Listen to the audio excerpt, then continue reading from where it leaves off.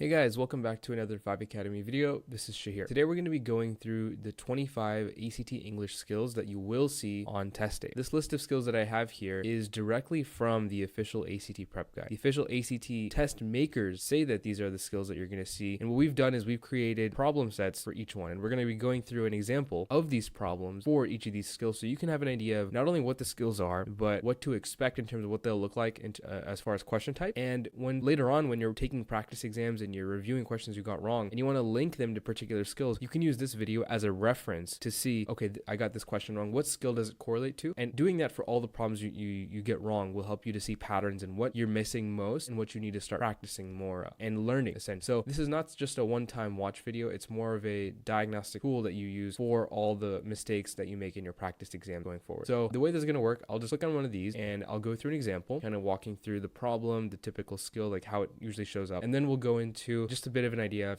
how you can learn it if need be and what to look for as far as strategies for the particular question type. Just for reference, I've also sorted all of these by skill weight. So what this means is these problem types at the beginning, they show up the most frequently. The ones at the end, like 5%. So 5% of all English problems will be this skill. 4% will be this skill. About 2% will be this one. But 11 or 12% will be what you have up here, right? So just for reference, the order of operations of this video is the problems at the top here will be the most repetitive and what you'll see the most of. So without further ado, let's get started.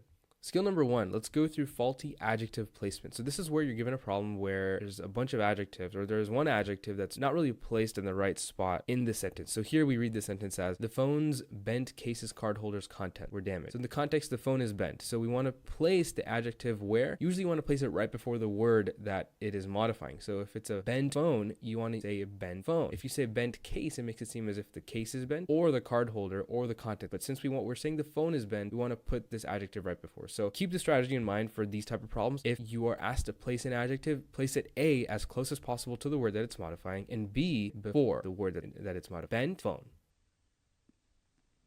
All right, so the next skill is faulty parallelism. Essentially what parallelism is when you're given a sentence where you're listing off certain things, you want to use the same structure or verb type in each part of that list. So here, for example, we're listing off, nobody in the audience thought the lead actor would ditch the show, show up late, and falling asleep on stage. So the structure is ditch the show, like verb and then noun, verb and then, I don't know, yeah, I guess it's an adjective, right? Show up late and falling asleep on stage. So ditch, show, and fall. Those are the three verbs. Given that ditch and show are in the same form, but falling is an ing verb, we want to fix this to essentially match the other two items in the list. And that would mean changing it to fall, right? Now, I know there is a would ditch here, but this would actually distributes to ditch, to show, and fall. So he would ditch, he would show up late, and he would fall asleep. It's just that they didn't list it for each one because they didn't have to. And it's just a matter of keeping it clean and keeping the sentence kind of lean, I guess you could say, by having the would distribute to each of those verbs. So again, remember, whatever verb type you're using, whatever structure or like sequence of words that you're using, which it's kind of rhythmic in this case. Ditch the show, show up late, fall asleep. I know this one's a little longer, it says on stage, but that's kind of just an added bonus at the end, so it doesn't really, but hopefully this makes sense. The next question type is determining a logical break. So what you want to do with these type of questions, and what you're going to be asked to do, is take a sentence or a paragraph and cut it in half based on where the meaning or the content kind of shifts focus. So if you notice at point C, all the sentences before it are talking about one thing and all the sentences after are talking about another, or all the sentences before it build on an idea and then after point C, all the sentences build on a different idea or a different focus. They're obviously, they could very well, be talking about the same thing, but talking about it in a different way, from a different angle, and providing a different type of discussion on the topic. So you'll notice the same thing here. So in this case, it's C. And so go ahead and try it yourself, try to understand, why it is, but it comes down to the focus of the paragraph changing. And that's what you want to keep in mind for these type of problems. You need to look for where does that focus change? And it comes from just understanding, if you look at point A, what's the focus in the sentence before? What's the focus in the sentence after? And that should help. Next problem type is misplaced modifier. So this is similar to faulty adjective placement, but it's a little bit different because a modifier could be more than just an adjective. So let's discuss this example. The closet's instruction manual had several confusing pictures and diagrams depicting unclear instructions. Maria simply couldn't understand. So which of the following placements for the underlined portion suggests that both the pictures and diagrams were unclear? So with modifiers, see again, this is not an adjective, but it's still something that's modifying diagrams and confusing pictures. So you want to place it logically in a place where it's modifying both things. So if you look at the answer options, right now where it is, you can interpret it as the confusing pictures and the diagrams are both depicting unclear instructions. If you put it after the word pictures, it makes it seem as if just the pictures are the ones depicting unclear instructions. Let's read that. The closet's instruction manual had several confusing pictures depicting unclear instructions and diagrams. So there's another thing that putting it after pictures that it does. It makes it seem as if the confusing pictures depict unclear instructions, and those confusing pictures also depict diagrams. So it's almost as if the depict carries over to the diagram. So that's creating confusion. So you don't want to do B. Maria simply couldn't understand depicting unclear instructions. That doesn't make sense. She doesn't need to understand depicting unclear instructions. She needs to understand the instructions. So this is another thing they'll do. Answer option D before the word the. So they'll put it up here. So the sentence would read, depicting unclear instructions, comma, the closet's instruction manual had several confusing pictures and diagrams. So this is grammatical. It gets the meaning across, but it's not the best option. It's not the best option because remember in the faulty adjective placement part of the video a couple minutes ago, we talk about place the modified and the modifier, place the adjective and the noun as close as possible just to keep the meaning the least vague you can. Make it as clear as possible that this is modifying that. And if you split those two things apart, it can be a little confusing at times. So you want to keep it close, and in this case, the word where the word is now is perfectly fine. But the other answer options are not going to be what you want to do. Conjunctions between independent clauses is the next most frequent skill. So essentially what a conjunction is it's a word that connects two ideas. So a typical example is fanboy, for and nor, but, or, yet, so. Also words like subordinating conjunctions such as after, although, even though. Maybe I'll put up a whole list on the screen you guys can see.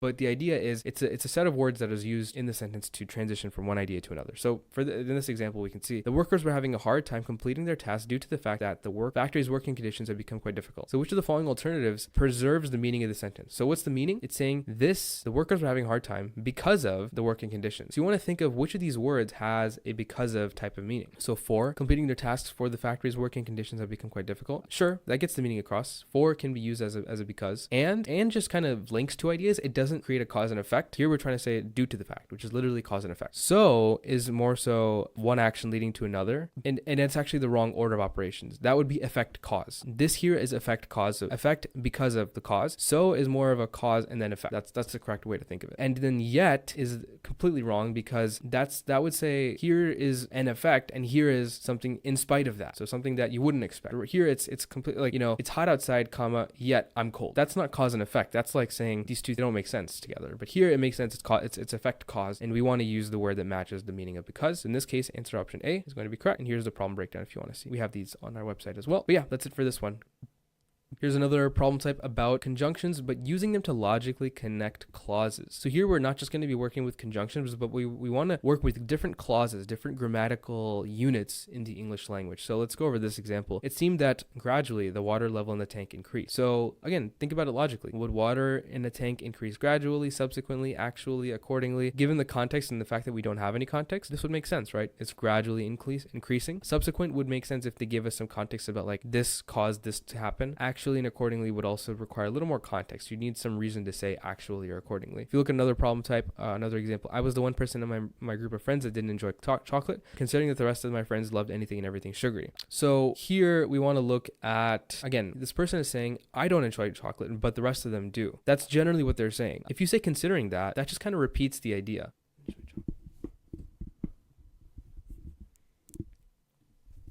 Here's another example of a using conjunctions problem. I saw the electric scooter my friends had bought, and seeing how fun it was for them to ride it, I, as an example, wanted to purchase one. So here, why would someone mention themselves as an example? Rather, what they would probably want to do is say, I, just as importantly, not really. To be specific, maybe afterwards, this makes sense. This provides like a cause and effect, a timeline chronological effect of like, this happened, and then I wanted to do something. So that's why you choose D, because logically it makes sense. You can see the problem breakdown says the same thing.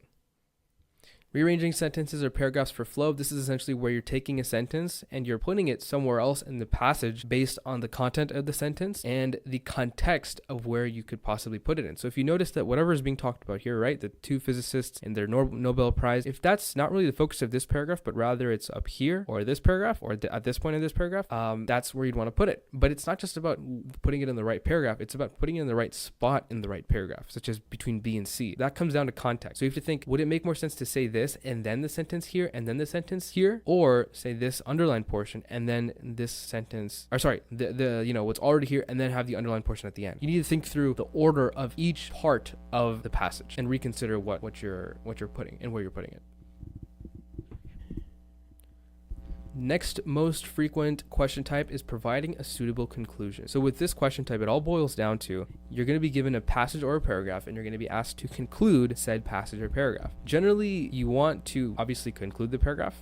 Sounds pretty simple, but given how wrong some of the answer options can be, you'll kind of see why some of these answer options would be wrong. So in general, let's just go through the answer options. So in this case, for paragraph 3, here it says there are some nicknames that physicists like for the particle and some that they dislike. So some answer options like this one, you'll see it creates more discussion than it does close off discussion. You want to insert a statement that will wrap up the conversation, not create more questions or be a distraction or that's something that that'll end up talking about something totally different. So that's kind of what I want you to think through. They prefer the original name, that is to say the particle's discovery was quite sensational. The media tends to misconstrue ideas and concepts for easy clicks and views. Like answer option D is definitely wrong because it introduces a new discussion that you wouldn't use to end off a passage or a paragraph. So keep that in mind when you're doing these type of problems. Next question type is providing a suitable introduction, and it's kind of the similar, skill as the last one, which is providing a suitable conclusion, but now you're introducing a passage or a paragraph. So the idea is you want to look at the pre-existing content that's already there, and you want to think, what's the best way that I could introduce this? And what's a way to introduce it that doesn't mention other ideas that aren't included here already? You don't want to introduce a paragraph talking about 3 different things and then have your paragraph just be focused on one of them or none of them. So in this case, this passage right here is about the history of the word photography, like the etymology and where the word came from. So which one would be a good introduction? The origin of the word photography has quite an interesting tale. Okay, that's true. It's talking about the tale of the origin. So this is one-to-one, it's related. Greek words are common in the etymologies of many English words. Sure, this might be a little too broad because unless the entire passage is about Greek words, then this wouldn't really work. And it seems like the entire thing is just about photography. So it would probably be better to use A. Photography is an art that has crossed many borders from Germany to Brazil. This Germany and Brazil are discussed later on, but the art of photography and its spread is not the focus of the passage. The word and its origins are. Many scientists and inventors inadvertently created the word photography together. This is touching on an idea later on in the passage, but just because it touches on an idea later on in the passage doesn't mean that it's a good introduction. This is a very random thing to just say at the beginning that happens to be related, but it's not an introduction. Introduction is a general statement that is close enough in terms of it doesn't have too broad of a focus like B, but it also isn't too narrow, and that's exactly what A does in this case, I believe. So that's why I'd say A is correct, and here's the breakdown if you want to see. All right, next skill is revising unclear, clumsy, and confusing writing. So here you're going to be given essentially a sentence that has a bunch of stuff that's listed or said in the wrong order, and that makes it kind of confusing. So after dropping my phone, it had a serious issue down a long flight of stairs. So it had a serious issue as it was going down a long flight of stairs? Probably not. What probably happened is someone dropped their phone down a long flight of stairs, and then the phone had a serious issue. So let's look at the other answer options. Down a long flight of stairs, I dropped my phone and it had a serious issue. Yes, this makes sense, but it's structured a little, kind of like that Yoda English, so probably not the right answer. My phone case had a serious issue after I dropped it down a long flight of stairs. That's definitely the right answer. We can check. We see it is. A long flight of stairs is what I dropped my phone case down and it had a serious issue. Again, it works, but it doesn't work as well. This is normal English. It's the normal order of operations. So you want to look at these type of problems and get an idea of what's the order of operations that I would say this in if I was talking to my friend. And generally, just cause and effect, making things linear is what you want to do. Going back and forth between ideas is not the way. Next skill is placing sentences logically. So this is where you're going to be given a new sentence that'll be proposed for the passage, and the question will ask you, where should this new sentence be placed? So this kind of goes back to the providing suitable introductions, conclusions, cutting paragraphs in half. Like, it all just boils down to what's the sentence that you're looking at, and where does this subject matter specifically get discussed in the way that it's discussed. So for example, Peter Higgs might be discussed at all different points of this passage, but where specifically is his relationship with 5 other scientists and the Higgs mechanism and this explanation of why particles have mass? Where is that referenced specifically? All of those things, not just one of them, but all of them. That's what you want to focus on. And yeah, the way you identify that is you look at each of these points, you look at the sentence or the sentences before and the sentences after. So you should have already, read what's right before A and what's right after, what's right before B and what's essentially at C. That's how you get an understanding of this. So think of the scope of what's discussed within the text and what's discussed in the passage and compare those. You have to be very critical about where you're placing this. If you are, then you should be able to get these right fairly easily. Revising for tone matching, generally, this is problems where you are given a word or a phrase and you're asked to correct it to essentially just match the tone a little better. So the question will be asked like this: which of the following alternatives would be least acceptable or would not be acceptable? And you're looking at the word hosting. So families often celebrate Independence Day by attending or hosting a picnic or barbecue, by being the formal presenters of, by inviting others to their own, by entertaining others with, or by putting on. Given that this entire thing is talking about Independence Day and it's a fairly informal passage, I would just say putting on. These other options are a little too long, drawn out. It doesn't really fit in the tone. It's a little too verbose. And that's kind of the tone that you want to stick with. And a lot of passages on the English exam, they'll want just simpler, the less words, the better. And that's kind of what this skill is all about. So missing or incorrect relative pronouns is the next most common skill on the ACT English exam. So for an example, out of all the places Dylan had traveled, Jamaica was by far the travel spot with where he found the most enjoyment. So in like typical conversational English, we might say this, but this is not correct. So the correct relative pronoun would be to say in which. It was a spot in which. In where doesn't make sense. You could just say where. That could work, but since we're talking about a location, saying where or in which would be better. But with where, that's like saying with a location you found the most enjoyment. No, it was the location that give you the enjoyment. So again, you kind of have to logically think through these, but these kind of you just have to learn. I know I'm talking through it now, but you kind of just have to learn it and think and be able to have that understanding before you go into this type of question. And you'll be happy to hear that there are only a few relative pronouns you really need to know. So within these like 17 questions on our website, you should be able to understand them, or just after seeing them a few times in your practice test that you take. Next question type is about determining if a passage has met a goal. So the hardest thing about these questions is it'll ask you about, did the passage accomplish this goal? Did it have this purpose? And so the answer options will say like yes or no, and then they'll say yes because the passage mentions this random idea or that random idea, or it doesn't mention this or it does mention that. So all the answer options will be true, but they won't all answer the question. So yeah, like with each, I'm not even gonna read the passage. I'm pretty sure that chemistry behind PVC development is discussed. Maybe it's not focused on, but it's discussed. I can also be fairly certain in saying the general overview of PVC is discussed in addition to the applications. Applications are mentioned, and PVC is applicable in hundreds of industries. These are all correct statements, but the thing is that sometimes tricks students into thinking, oh, it's true, so therefore it must be correct. But the thing is, they're all true. So you have to think about what's not true or false, but what actually answers the question. What answers the question is generally what's the overarching theme? What's the thing that ties all of these ideas together? So think, what's the idea that ties all of these things in the passage and all these ideas together? And that's kind of how you approach it. So in this case, I think the answer would be B, just quickly looking at it, because it's a general overview of everything. It really touches on A, C, and D. So and that's not the correct way to do these questions, but I'm just making an example of generally you want to look at the passage and the ideas in the passage and unite all of those, not necessarily the question types. I'm just using this as an example. Identifying the purpose of a word or phrase is the next most common ACT English skill. So this is where you're going to be given a sentence that's already in the passage, and you're going to be asked if this was deleted, what would the essay primarily lose? So you kind of have to understand, literally read the sentence, read the paragraph without the sentence and see what seems missing, but also try to understand what new value is added to the passage by saying this. Is it just an analogy? Is it a simile? Is it just a comparison? Is it a story? And that's kind of something you're going to get by just reading it, and then also reading the context, reading everything around it, and extracting the sentence out and reading what's left. Doing those two things together should help you answer this. Correcting shifts in verb tense is the next skill. So, for example, originally long enough to wrap around the body, pestimals are quite narrow but are now wider and commonly measure 90 by 170 centimeters. Okay, so verb tense, just for reference, is saying like past tense verbs, present tense verbs versus future tense verb. In this case, you want to think through what tenses are the different parts of the sentence or the different parts of the passage talking through. So, originally long enough to wrap around the body. So when it says originally, it's probably talking about a past, right? Originally, this was like this. So was past tense. Pestimals are quite narrow. Okay, like if the sentence just stopped here, this would make sense. But what does it say at the end? But are now wider and more commonly measure this. So when it says are now, that makes it seem as if this is now the present tense. And everything before it was a different tense, right? It doesn't make sense to say originally something was like this, and then now it's like this, but now it's like this. You're saying now, there's a contradiction in those last two pieces. So what would make more sense is pestimals had been quite narrow. Originally they had been quite narrow, but now they're wider. That's why B should be correct. Next skill is transition words and phrases. So here it kind of goes with the conjunctions. Actually, this is very similar to the conjunctions skills. You're really looking at transition words and what makes the most logical sense in the context of the passage. So the way you answer these, and I'm not going to do this one specifically, but just give you the overall arching strategy, is you read the entire paragraph. You get to the point where it's, you're looking at the sentence before the underlined portion. Obviously read the underlined portion and read the part after and see, okay, if you plug each of these in, which one makes the most sense, which ones do not make sense, and you cancel out those that do not make sense. And it's just going to be about logically, A, understanding what each of these words mean, and B, what value do they add? What do they help promote the comparison that's being trying to be made, or the statement or the transition that's trying to be made? You want to make the right transition, not just any transition. So in general, that's what's going to help you. But you need to logically understand what those words mean and what they do to the context. And that's something that you'll get with practice, but you need to get repetitions. You need to be able to do those problems again and again. And I would recommend you just look up a list of transition words and phrases and try to understand like an example of each one.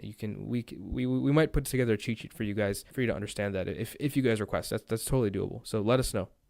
Next most common skill is determining the relevance of material to the topic. So this is very, very similar to the skill that we talked about earlier, where you're given a new sentence and here you'd be asked, this is a good addition at point A because it does what? So it's kind of about identifying the purpose and understanding what value the sentence adds. So again, very similar to a lot of the rhetoric kind of sentence structure, paragraph structure skills that we've talked about already. You need to understand the context of what's happening at that point in the passage, what's happening before, what's happening after, and what's kind of missing. And you also want to understand when you add this in, what does it really change? Does it just introduce? Does it expand? Does it introduce an argument? Or, you really need to understand the difference between each answer option and think towards or against those things and try to cancel out those answer options, because immediately looking at this, you should be able to cancel out one or two things. It's either not an argument, or it's not a point, or it's not an introduction, or it's not an expansion. Okay. So that's kind of how you want to think through these. But aside from that, I think it's just a matter of doing the same things with those other sentence structure problems we already talked about, which is think of the context of the passage without that sentence and then add it in and see what's actually different. What am I actually adding, and why would I add this if I was to use this in a conversation?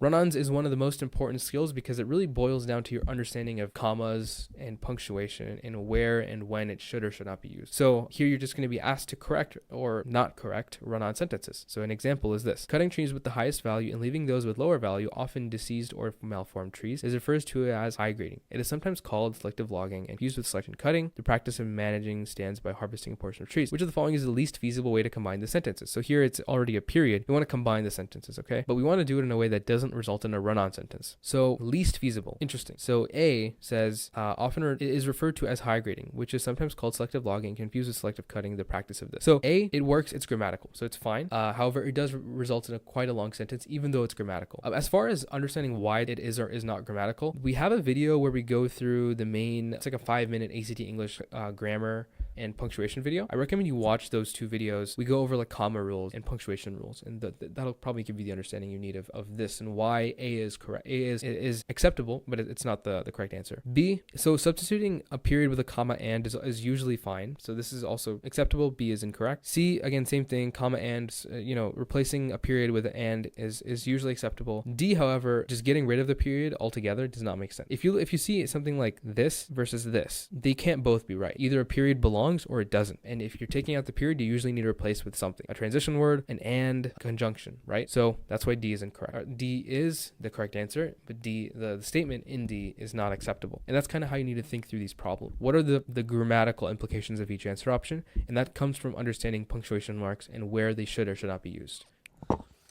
Okay, so now we're down to our last 6 skills. So you can see they're getting pretty high in the percentages. So these are the most important ones that you want to know for the test. So 8 to 12% each. So these make up the vast majority of the test, more than 50%. All right, so next skill is using a passage element to accomplish a specific purpose. So you're going to be given questions like this: which of the following choices best emphasizes the automated and technical nature of the transit systems discussed? So it'll give you a purpose and then ask you which word does that or which phrase does it. So here, cycling infrastructure is normally provided without charge to users because it's cheaper to operate than motorized transit systems that use technical equipment and do not use human power. So emphasizes the automated and technical nature. So think of what's a word that combines automation with technology. Motorized, this just tells you it has a motor. Mechanized, it tells you there's mechanisms. This tells you it's industrialized, so it's, there's some sort of system, right? Again, maybe not the best option. Speedy just tells you it's fast, and D tells you it's technical, but it doesn't tell you anything about automation. Mechanized, I think, gives the most automated type of meaning because it's taken from being being non-mechanized, which means no mechanism, to now there is a mechanism. So it gives an idea of more than the other options. It tells you that the mechanism is doing the work. So it implies that by just saying mechanized. So that's why I would choose that as the correct answer option. But here, the thought process I just went through, where you're comparing the answer options and you're specifically thinking about the purpose and combining automated and technical and nothing else.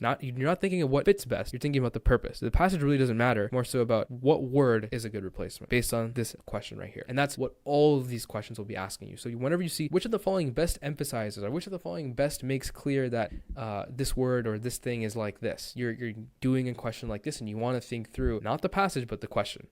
The next most common skill that makes almost 10% of the exam is verb tense, voice, and pronoun person. So here you want to use the right pronoun given the context that the passage is in. So for example, my friends were about to spend another night going out to the Sunday night football game. I would have gone, but given their poor financial situation, I couldn't afford it. Okay, so using there, right, makes it kind of unclear who is being talked about. You'd think the friends are being talked about, but logically that doesn't make sense. What would make sense is that this person, the I, would be the one who has the poor financial situation, so my should be the correct answer. So again, this is kind of a case of logically you want to use the right. This is another example of this type of question, so I understood right away whose phone this is. So questions like this will ask you to understand difference between who is and whose and whose. You'll also have questions about like there versus there versus there. So things like this will fall into this skill. Again, it just comes down to understanding the difference between those two things. So you should know that whose with apostrophe is who plus is. So this and C are the same exact thing, but this is a possessive. So understanding that content is something that's very important, and we go through that in our website. So I'd recommend you check that out if you want to get more information that covers the entire scope of this skill through a video or through, problems like this. So this next skill is very, very common. It makes up more than 10% of the exam, and it's where you're given a statement in a passage and you're asked, okay, here are 4 answer options that really mean the same exact thing, but with varying levels or of detail and different amounts of words used. So in this case, let's just look at this one. And this will be a good example. Every hotel in the area was 4 stars or above, which I liked, but they were also well above my price range. I needed something cheap and convenient, which led me to a petite motel right next to the highway, which was cheap and convenient. Okay, literally, it repeats cheap and convenient. So this does not make sense. A should not be used, which I liked. Saying, which led me to a petite motel right next to the highway, which I liked. Sure, it does add new value, but it also mentions the same. Yeah, it adds new value. It adds new information, saying that the motel was something that the person liked. Cool. And it does that with the least amount of words, which was at a much lower price point and conveniently located. The convenient part is already stated earlier in the passage, and lower price was already mentioned before. We're clearly looking for something cheap and convenient, right? We already know that. A place that I found much more convenient and cheaper. Again, same thing. This is redundant information. So for the reason that the longer answer options don't add new information that isn't already in the passage, those longer options are going to be incorrect, which means B, the shortest, simplest answer option that gets the meaning across, emphasis on gets the same meaning across, gets the new meaning across, is the correct answer option. Okay, but if you notice a longer one adds new information, then it might be correct, but usually it's kind of obvious that this long one doesn't really add anything new. It's wrong. Next skill is joining poorly connected clauses with punctuation. So this is all about your understanding of commas, colons, semicolons, hyphens. That's really it, I think. But periods, obviously. So where they should or should not be used. So let's go through this example. The computer had a slew of issues, period, slow CPU, a cracked screen, and missing keys. So this is wrong as it stands because this should be one sentence. And this, right as it stands right now, this second sentence here is not a complete sentence. It's just a bunch of nouns. You need to have an action or some sort of thing that's taking place. So the correct answer would be B, because a colon is typically used when you have an independent clause and then you have a list. So computer has a slew of issues, colon, and then the list of issues. That's a typical use case. So I'm not going to go through all the punctuation rules, but with these, you just got to know how to use them and how not to use them. Probably more important to learn how not to use them. All right, so we have 2 skills left. This one is called participial phrase fragments. It's all about fragments, where essentially a fragment is just an incomplete sentence. It's a sentence that maybe has a lot of words, but it doesn't have the entire idea. It doesn't round out the idea by adding an action to the subject. So this example is a perfect way to kind of go through that. So although the vehicle's carburetor was working, the washer fluid was injecting properly into the manifold, and the engine was starting as a normal vehicle's engine would be expected to start and perform, and then nothing. So think of it logically. This person is saying, although all of these things are happening, and then we don't know what happens next. We don't know what their conclusion is. It would make sense if they said, although all these things were happening, comma, the car still wasn't working as expected. That the car still wasn't working as expected is your independent clause. This is a giant dependent clause. So with this skill, all you're trying to do is you're trying to identify dependent versus independent clauses, which kind of goes into punctuation and how that's used. It's a broader discussion, grammar and punctuation. So to correct this, you could either change the meaning of the sentence altogether by using B. So now it says, because the vehicle's carburetor wasn't working, the washer fluid was injecting properly into the manifold, and the engine was starting as a normal vehicle's engine comprehension would be expected. So what happens here, if you use be, the first clause up until this comma is your dependent clause, and then the rest of it is independent because of the word because. It's a different type of conjunction than although, similarly, for, nor. For could also be used as a substitute for because, but be because is a more desirable option because it just makes more sense. For has different meanings. But yeah, that's kind of how you do this, and there are going to be lots of questions like this, so I highly encourage you to get familiar with the different types of sentences and the grammar and punctuation that goes into them. And we have a video on our channel that's the 5-minute guide to grammar, and there's another one for punctuation as a 5-minute guide. Those go through those. If that's not enough, and if you still find yourself getting this wrong, then I recommend you check out our website for these other 17 problems will definitely help you. And we have videos that go through this in depth for like minutes upon minutes, giving a significant amount of discussion on this as well.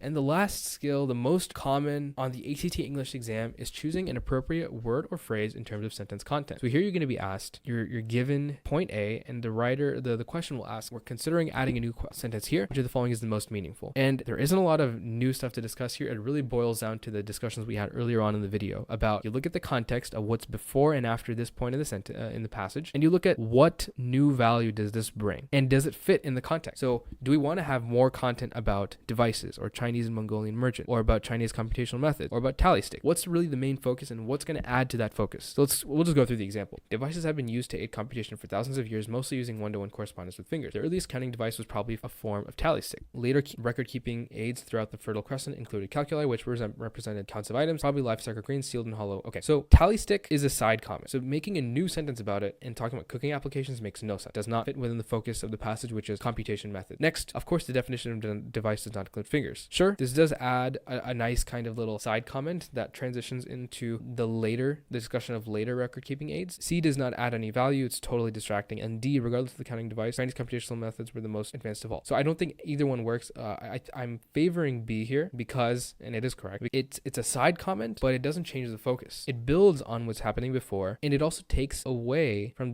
it starts transitioning away from the discussion of devices and you know, the more basic versions of computation, such as, you know, finger and counting via fingers. So that's kind of what you want to think through here. Again, it's all about context and thinking through, is this related? Is this new thing going to add new value to the main focus? And is it going to help transition ideas from one thing to another, as is the case in this question? There's more questions like this you can go through on our website. So hopefully this was helpful. That's it for this video, guys. I hope the breakdown of the 25 skills helped. So what I recommend you do is take your practice exams going forward, and every time you run into a question that you got wrong, you try to note where the question is from. What skill does it correlate to? And you do this for all the questions that you've got wrong in the past and all that you will get wrong on your upcoming practice test. And if you keep doing this, you'll start to notice a pattern in terms of what you're missing the most of. If you keep missing verb, tense, voice, and pronoun, person, that means you probably need to learn that skill. Otherwise, you're going to keep making the same mistake, and you're not going to be able to get those questions right going forwards. That skill is going to hold you back effectively. So this is aimed to be a diagnostic guide. Even if you don't join our website, you know, use our $39 course, I still recommend you go through this exercise. It's totally free, obviously. You can use this video. It's on YouTube, and it'll help you. So hopefully that was helpful. If you're interested in getting tutoring using our website, we have free resources, free tutoring, free practice exams on our site as well. We have paid resources if you're interested in one-on-one tutoring for more amounts of time. So we can facilitate that for you as well. So hopefully this was helpful, and we'll talk soon. Bye.